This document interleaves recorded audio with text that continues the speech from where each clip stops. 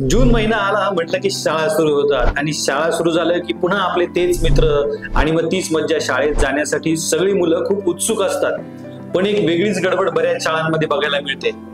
काय होतंय की इयत्ता बदलली की वर्गातले मुलांची अदलाबदल बऱ्याच शाळांमध्ये केली जाते आणि मग येतात पालक तक्रार घेऊन, आमच्या मुलांची मैत्री कशी टिकणार, तेच मित्र आयुष्यभरासाठी राहू शकतात, छान मैत्री जमू शकते, कशाला मित्र बदलायला पाहिजे, कशाला वर्ग बदलायला पाहिजे. आपण याच्याकडे थोडं सकारात्मक पद्धतीने बघूया. मंडळी, change is the only constant thing in the world आणि आपल्या मुलांनी या बदलांना सामोरं जाण्याची आत्तापासून तयारी केली पाहिजे. जे खरंच आपले मित्र होणार आहे ते कुठल्याही वर्गात गेले, कुठल्याही ब्रांचला गेले, डॉक्टर इंजिनियर झाले तरी आपले आयुष्यभर मित्र राहणारच आहे.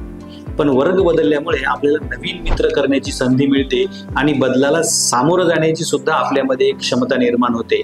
नवीन शिक्षक मिळतात आणि म्हणून मला असं वाटतं की हा बदलाला सामोरं जाण्याची क्षमता आपल्या मुलांमध्ये निर्माण करण्यासाठी आपण सुद्धा आपल्या मुलांना सांगितलं पाहिजे, be positive, accept the change, enjoy the school.